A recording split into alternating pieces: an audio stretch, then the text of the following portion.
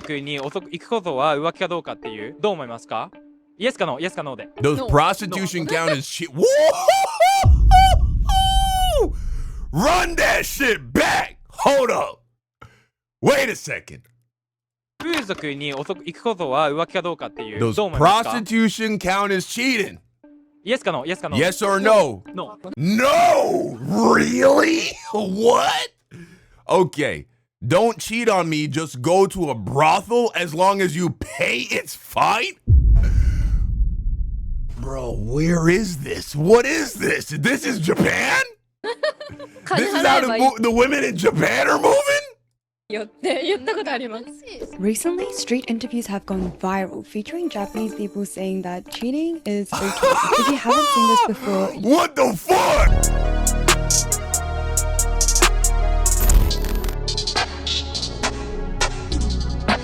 you're welcome for the culture shock. But there's more, because you have uni students in research papers going even further to say, well, everyone cheats, and husbands reflecting on their affairs, stating, if you want sex, that's where the girlfriend comes in. I'm gonna take a wild guess here and say this kind of thinking and attitude towards cheating is not one you're familiar with. So where does this difference in value come from? And Bro, I'm telling you, the Western perception of Japan is so flawed, bro. It's so not what it is. Everyone thinks of Japan as this like cute little arigato kind of culture. No, nigga, they're alcoholics. The women let all their husbands fuck prostitutes. I mean, they've been savage though. You know, the whole fucking Hello Kitty shit, that was just a fucking psyop, bro. These people been savage. The samurais used to fucking cut their bellies open. Something like that. they're actually a cheating culture in Japan. To properly investigate this matter, I need to take you back in time, to an era where Japan was genuinely chill with cheating. Cheating occurs when you're in an exclusive relationship and you have an emotional or sexual affair with someone who is not your partner. Now here's a question for you. What happens when you're in a committed relationship but you don't care for your partner at all? In ancient Japan, this was a common problem people faced because historically, commitments like marriage were not about love. The point of marrying someone was to form alliances between families and to produce heirs. So it was almost like a business deal. Once you fulfilled your duties to your family, you were then free to pursue your own individual desires, like finding passion or love. We can see this mindset very clearly during the Heian era in Japan. Among the Heian elite, married couples often slept in separate residences, which made it really easy for That's insane! Married people would sleep in whole different houses? other people to slip in and out of bedrooms without awkwardly encountering the wife or husband. It literally could not be easier to cheat. The Heian era was the most infamous time in Japan for cheating because it commonly occurred and because both men and women could cheat. As time progresses, we'll see cheating still occurs, but it becomes more and more of a thing only men could get away with. A few hundred years later, during the Tokugawa period, these restrictions came into place. If men from the elite class wanted to sleep around, they could do so, but these activities had to be within Yoshiwara, Japan's first legal red light district. For elite class women, it was frowned upon for them to seek other partners. Confucian thought, introduced through the text Onna Daigaku, or greater learning for women, required them to be faithful to only one husband. So, a double standard had emerged,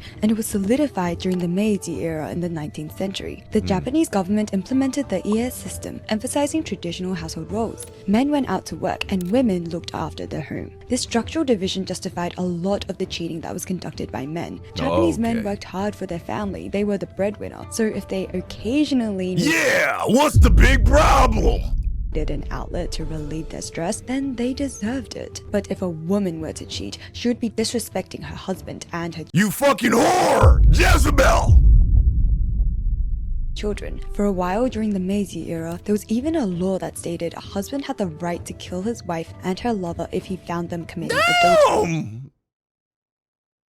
Wait, you said the husband has the right? Okay, all right. I'm gonna hear you out. With such biased laws and widespread justification for men to cheat, women were low-key gaslit into thinking affairs were acceptable husband behavior.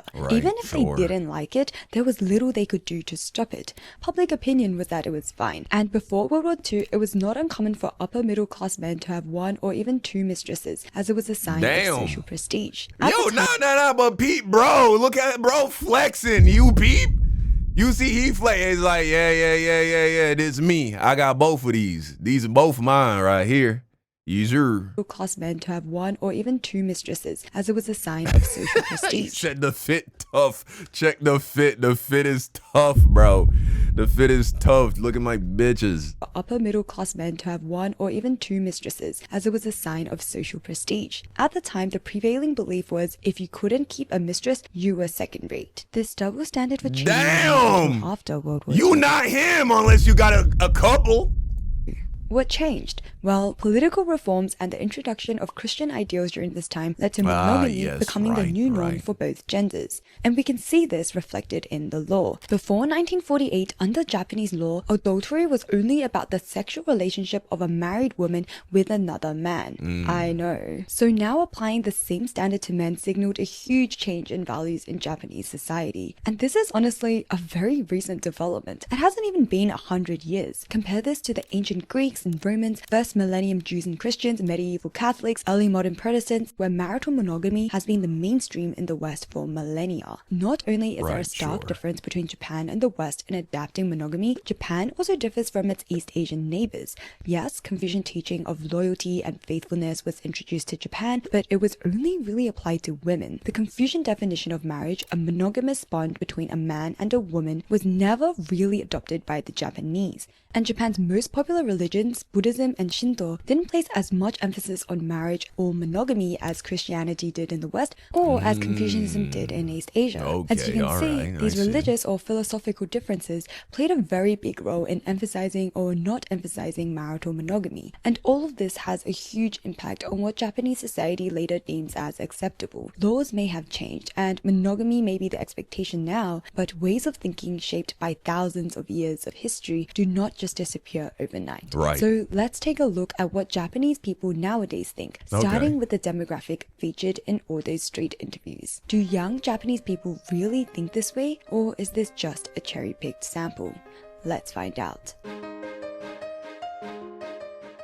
University, a time when nothing truly mattered. Lectures were held to be skipped, assignments were made to be submitted late, and uni campus was a landmark, a place you saw once a while and never for a long time. This spirit of nothing matters seemed to be shared in Japan too, though slightly differently. Momoko, a 21-year-old student, cuts to the chase. Cheating is forgivable because we are still college students.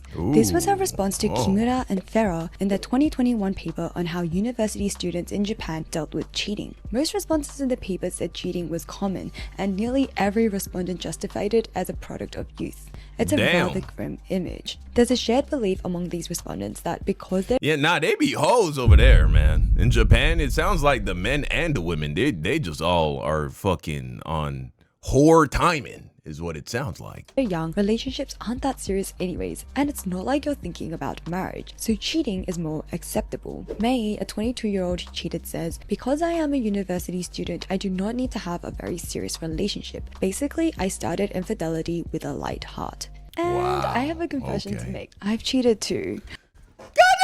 Goddamn! Shit! They just all be sluts over there. God damn. I see why so many niggas trying to move to Japan. They're goers. It's a whole country of goers. On my study schedule. Oh, hell no, man. What the... Yeah, I set all these goals for myself, like get fluent in a language, but how am I going to get fluent if I'm always on YouTube or TikTok? And this was a fucking finesse into a, oh my gosh, she just finessed me into a fucking sponsorship, nigga. God damn it. Well, something horrible. Links up to all this just which is great for text instead of it as the won't. But starting infidelity with a light heart? These responses make cheating sound very commonplace and acceptable, but I do need to emphasize the study looked only at those who had cheated or were the third person or were cheated on. It's a very specific demographic, so we can't assume the views and experiences being shared here reflect the experiences and thoughts of the broader population. Still, these responses offer some insightful perspectives. Respondents who cheated often minimize their behavior by rationalizing and justifying it, saying it's not a big deal, we're still young, and everyone does it. Despite this, there were still respondents in the same study who stated cheating was morally unacceptable and a deal breaker. Daiki, a 22-year-old who was cheated upon, says, "Yeah, I'm the type that doesn't forgive stuff like that. I'd kind of just immediately lose feelings for her." Many respondents who were cheated on broke up with their partner because they had the idea of once a cheater, cheater, always a cheater. And I know this is something that splits the room, so let me know in the comments below if you agree with it. Because we can even see a clear divide here in the study. I wouldn't say once a cheater, always a cheater necessarily, but definitely if you cheat on a person in a relationship and they leave you, I think that's 100% justified. For those who thought cheating was okay, mostly the cheaters, and those who thought it should never happen, and they were usually the ones who got cheated on. When it comes to the street interviews, I suspect we're seeing a similar occurrence here. Me personally, I could never in my life stick with a woman that cheated on me. That could never happen. Cheated will likely minimize their behavior, saying it's okay and it's common. But the part that seemed to shock people the most from these street interviews was how chill Japanese women seem to be with the idea of their partner saying a prostitute. So we're going to address this, and this is where all that historical context we looked at comes in handy. Remember, it wasn't until very recently, until after World War II, that the idea of monogamy was enforced in Japan for both genders. So for centuries prior, Japanese women would know their husbands were cheating on them, having affairs or visiting prostitutes to relax after work, and they would do absolutely nothing about it. We do things a little differently in America, don't we? Yeah. After work, you want to unwind, have a beer, read a book, play a video game, watch some TV. There are a few things you can do. Go to the brothel. That one, nah, we don't got that. Of course, things have changed now, but the ways of thinking or societal expectations can still linger. Many of these female respondents say they're fine with their partner seeing a prostitute, but are they really okay with it? Or is there still social pressure in being a chill girl because just 2 generations ago men could cheat and women were okay with it? Just Take a look at the reason why this respondent thinks prostitution is not cheating. 風俗に行くことは浮気かどうかっていうどう思いますか Prostitution Yes or no? count as Yes or no? cheating? Yes or no? No. 嫌ではあります。 No. なるほどなるほど。 But じゃあ I really 自 don't 分が like it. 重いって思われたくないっていうのを理由に浮気だ You don't consider it cheating because you don't want to be seen as clingy. とは思 Interesting. わないっていうことです。なるほど。 It's easy for us in the West to Wow, assume she that said not yes. So that's the whole reason why they go for it.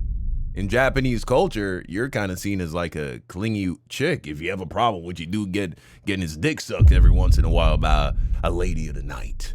a prostitute is the bare minimum. In fact, if that were a requirement, the bar is truly in hell. But the same privilege is not so readily afforded to Japanese women. The relationship between cheating and societal expectations gets even deeper when we look at the generation above. If you weren't shocked already by what you have seen, hold on tight, because for this generation, cheating is often not the problem, it's the solution.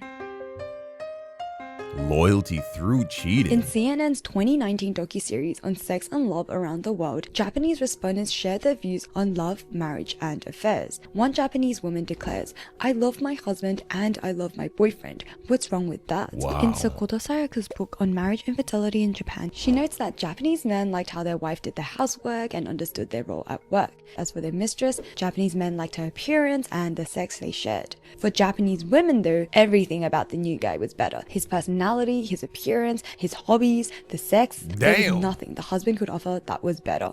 Damn, that's brutal. But this raises the question. I mean, I guess with Japanese men, they might keep their wife around so someone does all the laundry and the dishes. But what is making Japanese women stay if their lover is better in every single way? Well, there's two parts to Japanese culture here that explains why people who cheat often would rather keep cheating than get a divorce. And that's gaman culture and shogunai. Gaman culture is a Japanese concept where one endures hardship without complaints. It's deeply ingrained in Japanese culture, and if you've heard of Japan's long working hours, Sigma. That Sigma is fuck. Enduring hardship without complaining. That's dope.